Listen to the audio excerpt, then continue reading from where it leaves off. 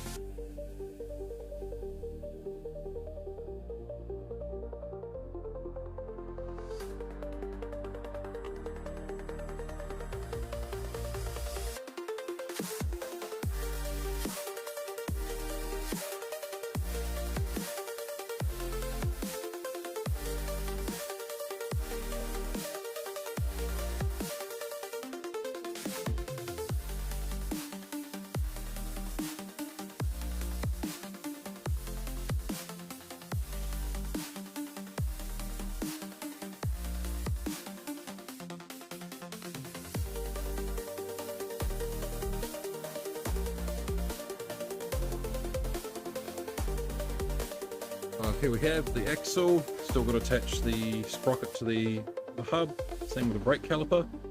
These are still currently floating. They just got to be welded to the axle. That's not going to be a big deal, but the main things I was worried about was the spacing between the bearings. I may not weld these two hubs just yet. I know from previous go-karts that the axle in the middle can start to warp, so I may look at buying a third bearing to fit there, just to help strengthen that up and minimize the warpage of the axle.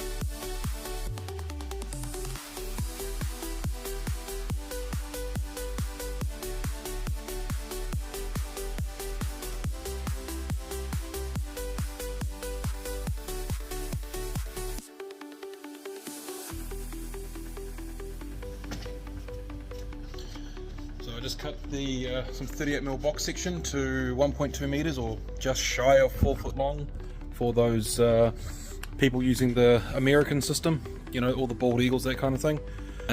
So how it's sitting is now, this is the back, like this part here, right here is the back, where the back is.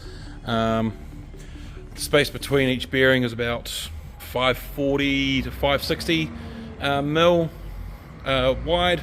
Gonna square that up properly. Gonna put in some cross braces just behind here and just in front, going across to strengthen up the frame for there. Yeah, I need to pop down to the shop and go get some bolts, because the ones I had I thought were long enough. They were only 50 mil long. I need probably 60 or 65 mil long in thread, just so I have enough sticking out the bottom of the box section. I just realized I didn't record any more of the framework being sorted. So I got these two long main chassis rails. They're, as I said, in 1.2 meters long. Then the center braces, they are 490 mil wide. That's measured based upon the two bearings for where they need to be bolted. Next step, take the wheels off, take the hubs for the sprocket and the brake disc off, put the bearing back on, and then lay it on, mark out the holes that need to be drilled in the middle of this. Yep, that's a bit hot, might give that another half an hour to cool down. Mark out and drill the holes, and then put the bolts in, and then the axle will be attached to the frame.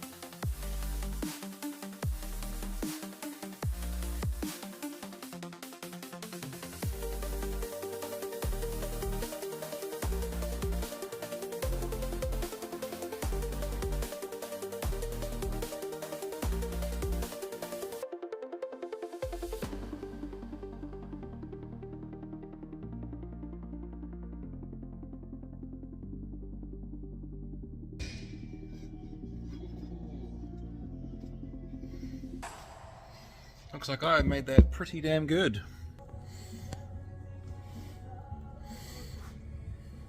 Slightly off there, but I'm happy with that. Okay, got the axle set up here. It looks roughly in the middle. It's really not. I do want to try to get as close to it as possible. Have taken some measurements.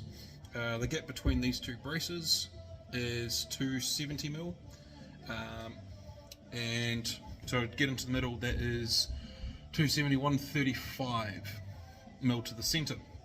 So could try to do math, work out space of the bearing and everything like that, or trusty vernier calipers. So I go from the edge of here, more out of the way, and go up to 135. 135. Oh, how? Even got that exact. I am quite happy with that. Let's just lock that in, and all I do is I make a scribe there, and that should be the same distance. It's looking good to me. Let's go with this side as well. Make a scribe. Cool. Now I've got the center line. What I need to do is drop this down to 62mm, because again, taking the measurement of this. This is the bearing.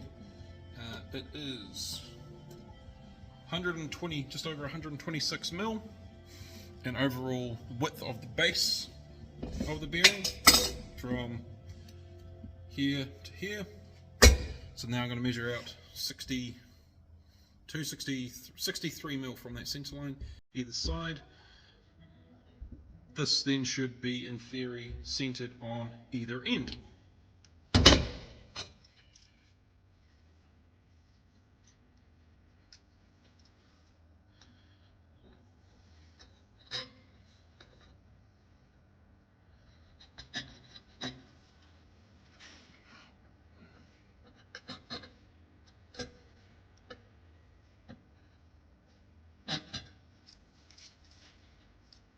Cool. Got that done. Now, put these on here. Line up with the marks. That should be now perfectly in the center. Give or take a few mil, which it should be fine as long as it measures out straight. Where is my adjustable measuring stick? Here it is. So just measure across here to the edge. That's measuring at 75mm there, and 73. Cool. So let's just push that forward slightly, a little bit more.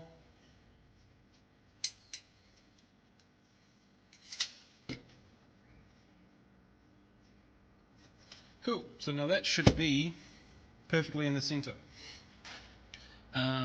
Next thing, we need to mark where the holes are going to go. So trusty vivid, go down roughly in the center of it, do a little dot.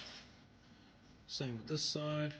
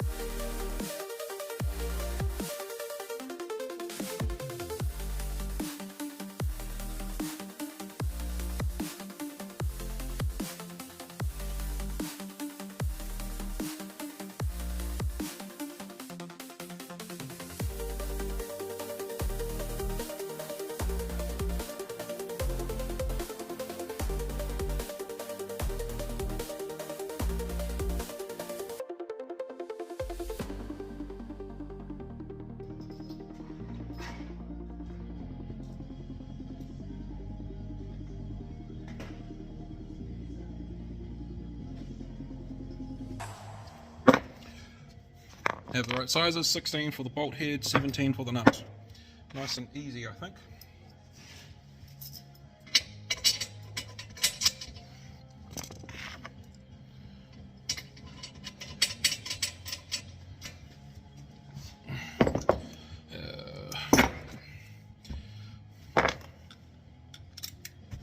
So I don't have a second ratchet, for some reason it's gone missing, so I'm just going to use this solid bar with tipping head.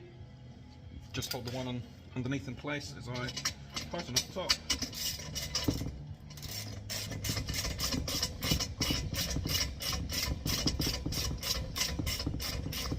And yes, I do know I need to take this off again. I'm just making sure that this all fits.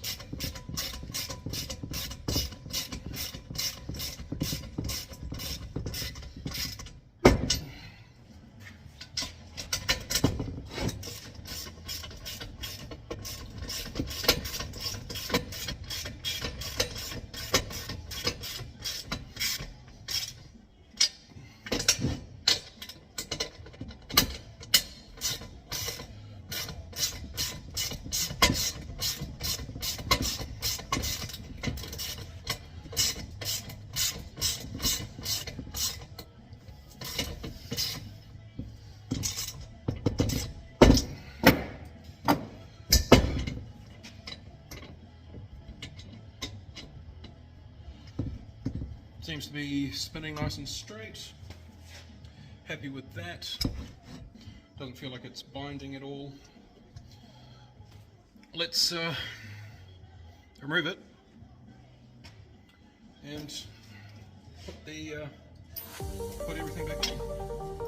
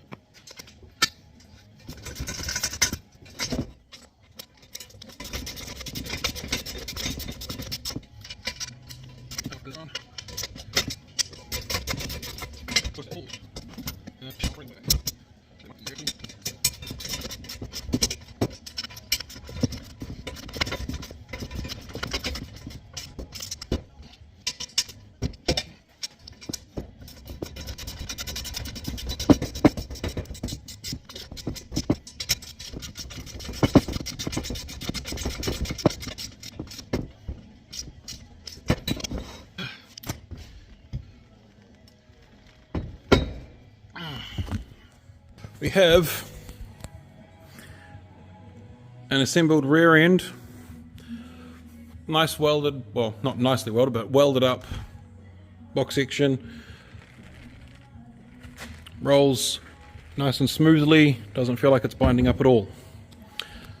Thank you for watching. Stay tuned for part 2, where we're going to look at mounting the engine and also look at mounting the seat. Catch you later.